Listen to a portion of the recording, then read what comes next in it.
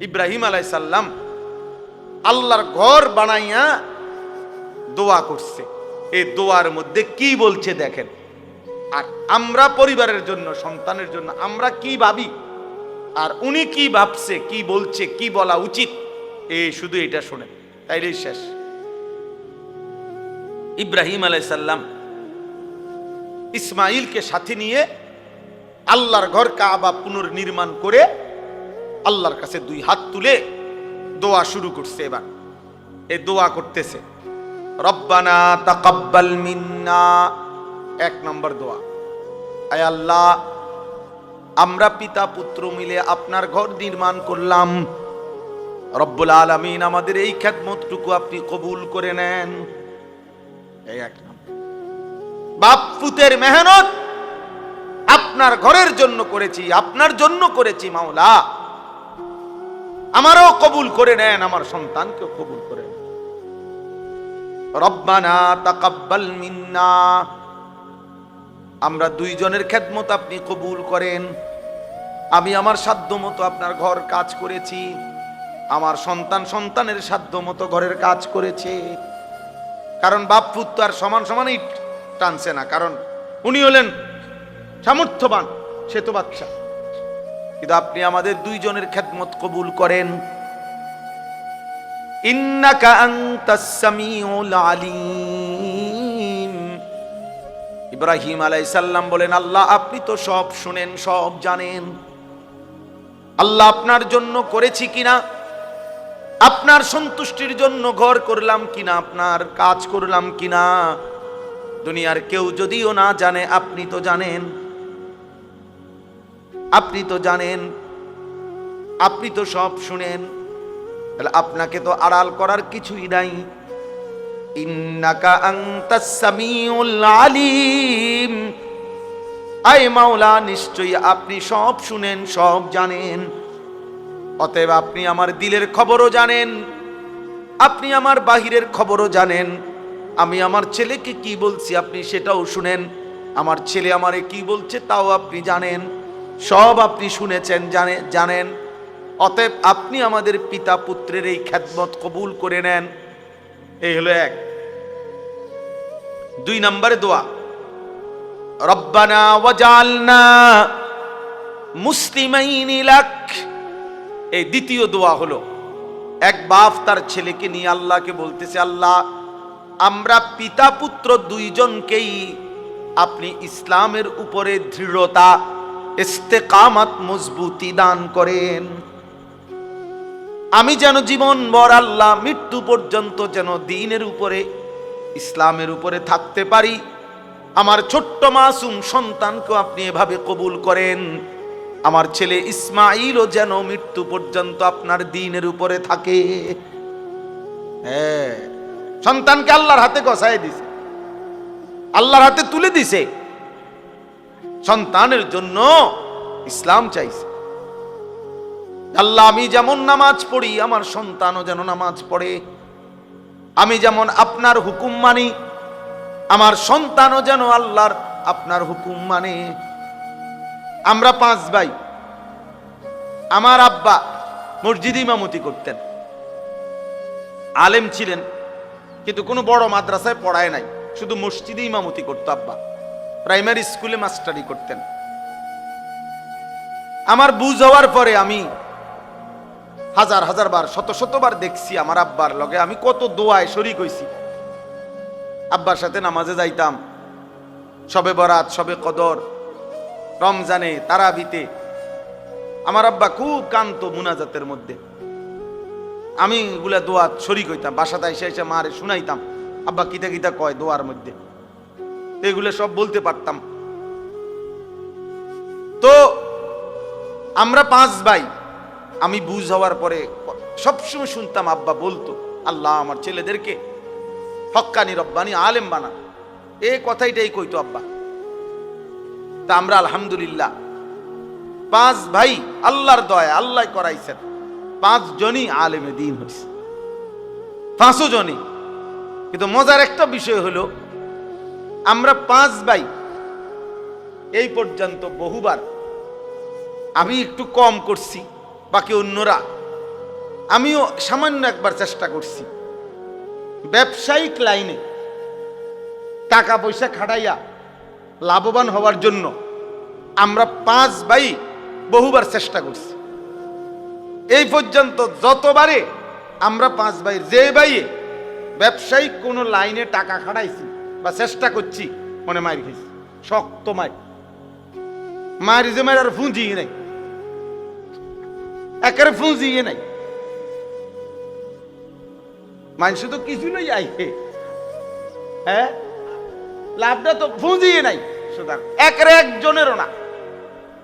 আর এইটা কি, আমি সব সময় তো আমার ভাইদেরকে আমি অনেকবার বলছি, মেজো ভাইয়ের হাত ধইরা, ছোট ভাই করে হাতে ধইরা আমি অনেক সময় বলছি, এখনো বলি ভাই করে যে ভাই আমি একটা বুঝা বুঝছি, আমার আব্বা আল্লাহর কাছে এমনি কইছে এমনি কবুল হয়েছে, এটা কোনো দোকান কয় না, ব্যবসা কয় নাই।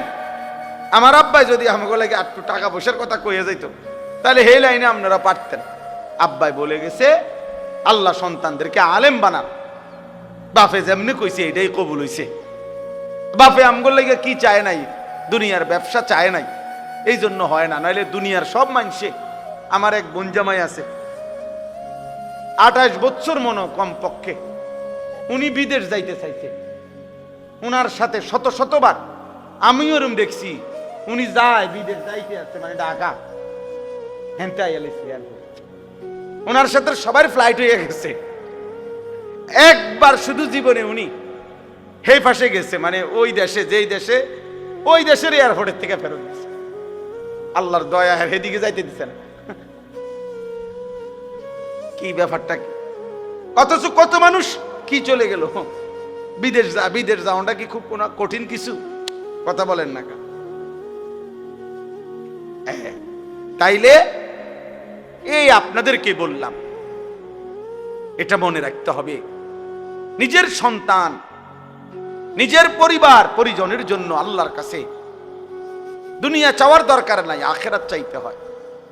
এই যে উনি চাইলেন রব্বানা ওয়াজআলনা মুসলিমাইনি লাক, ইব্রাহিম নবী বললেন আল্লাহ আমি এবং আমার সন্তান ইসমাইলকে ইসলামের উপরে মজবুতি দান করেন, দৃঢ়তা দান করেন, মৃত্যু পর্যন্ত যেন আমিও আমার সন্তানও দ্বীনের উপরে থাকে, ইসলামের উপরে থাকে। এরপরে 3 নম্বর দোয়া। 1 নম্বর দোয়া হলো আল্লাহ আমাদের খেদমতটুকু কি করেন, কবুল করেন। 2 নম্বর দোয়া হলো আল্লাহ বাপ পুত দুইজনকেই আপনার ইসলামের উপরে, দ্বীনের উপরে দৃঢ়তা, মজবুতি, কায়েম ইস্তেকামত দান করেন। 3 নম্বর, এবার উনি দোয়া করে দেখেন, এখন তো দোয়া করলো নিজের লাইগার, এই ছেলের লাইগা, কিন্তু আল্লাহ চাইলো তো অচিরেই তার ঘরেও তো জিফুত হইব না, আবার ইসমাইল বড় হবে, বিবাহ করবে, তারও তো সংসার হবে, ভবিষ্যতে উনার তো নাতি নাতনি হবে, তাদের ঘরে আরো হবে, এভাবে তো কিয়ামত পর্যন্ত উনার বংশের একটা ধারা চলতে থাকবে। এবার উনি কি ফিকিরমান ইব্রাহিম নবী, উনি বলছে ওয়ামিন দুররিয়াতিনা উম্মাতাম মুসলিমাতাল লাক, রব্বুল আলামিন কিয়ামত পর্যন্ত আমার যেই বংশধারা, ইসমাইলের যেই বংশধারা, এই বংশধারায় কিয়ামত পর্যন্ত আপনি আপনার অনুগত উম্মতে মুসলিমা হিসাবে আমার বংশধরের একটি অংশকে অবশ্যই কবুল করেন। এমন যেন না হয় 100 বছর পরে ভালো বংশ ছিল, নেককার বংশ ছিল, নামাজি বংশ ছিল, দাদা নেককারা ছিল, বাপ নেককারা ছিল, ফুতেও কিছু কিছু নামাজ পড়তো, এরপরে আইয়া 70 বছর পরে এখন আর কেউ নামাজ পড়ে না, কেউ আল্লাহরে চিনে না, সব আল্লাহর নাফরমানি করে শেষ।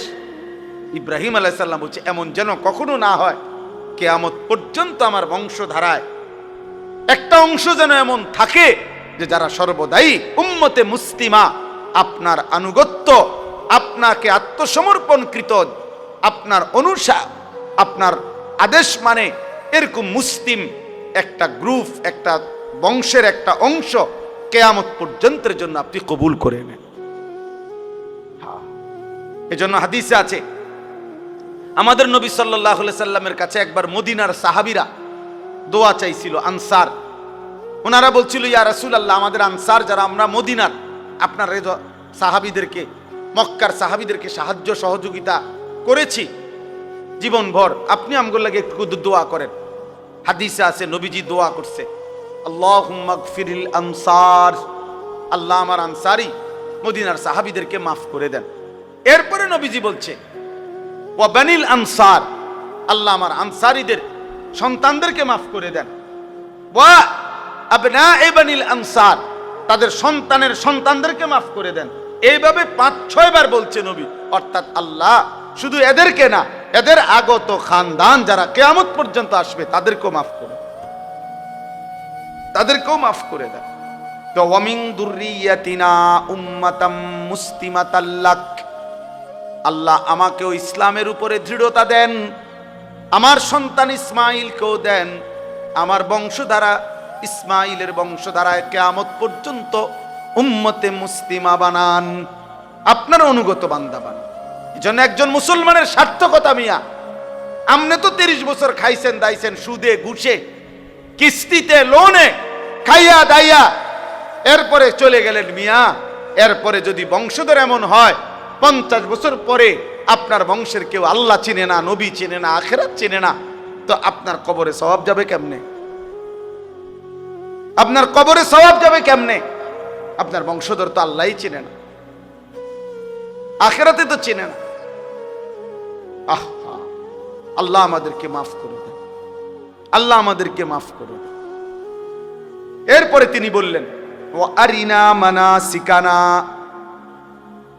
তাহলে 4 নাম্বার দোয়া, ইব্রাহিম আলাইহিস সালাম বলে, আল্লাহ আপনার ইবাদতের যত নিয়ম কানুন, সমস্ত নিয়ম কানুন আপনি আমাদেরকে দেখায়া দেন, বলে দেন, শিখায়া দেন, আমরা যেন আপনার হুকুম মোতাবেক, আপনার কানুন মোতাবেক আপনার প্রতিটা ইবাদত যেন করতে পারি, এটা আপনি আমাদেরকে বলে দেন, পথ বাতলে দেন, আপনি শিখায়।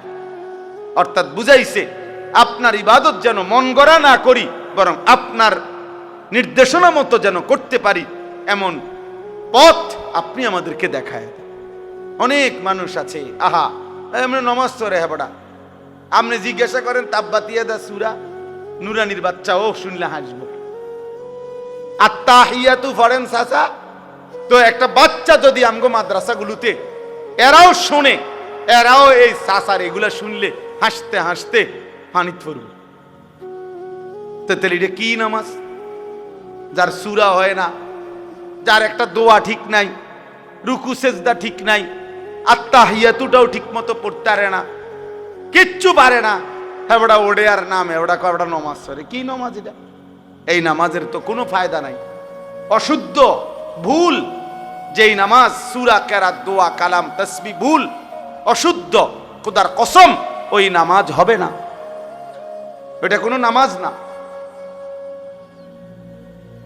নামাজ না। ফালিয়ামাল আমালান সালিহা, আল্লাহ শর্ত করছে কোরআনে, আল্লাহ বলে দিছে, আল্লাহ বলবে বান্দা আমি বলে গেছি, তুমি গুরুত্ব দাও না, এটা তোমার বিষয়। আল্লাহ বলছে তোমরা প্রত্যেকে যদি জান্নাত পেতে চাও, 1 নম্বরে তোমাদের প্রতিটি আমল বিশুদ্ধ করো, বিশুদ্ধ করো, ঈমানকে বিশুদ্ধ করো, দ্বীনকে বিশুদ্ধ করো। আখলিস দীনাকা ইয়াকফিকাল আমালুল কলিল। আমাদের নুরানি এই মাদ্রাসাগুলো যে নুরানি পড়ায়, প্রথম হাদিস, 1 নম্বর হাদিস শিখায় এটা, মানে প্রথম কথা, আখলিস দীনাকা, তোমার দ্বীনকে খাঁটি করো, ঈমানকে খাঁটি করো, আমলকে খাঁটি করো। এজন্য এখানে তিনি বলছেন, আল্লাহ আপনার যত ইবাদত আছে, ইবাদতের যাবতীয় নিয়ম কানুন আপনি আমাদেরকে দেখায় দেন, বলে দেন, বাতলায় দেন। ওয়াতুবা আলাইনা, এরপরে বলছেন আল্লাহ যত গুনাহ করেছি, পাপ করেছি, অপরাধ নাই উনাদের, ওনারা নবী, নবীদের কোনো গুনাহ হয় না, তারপরেও বলতেছে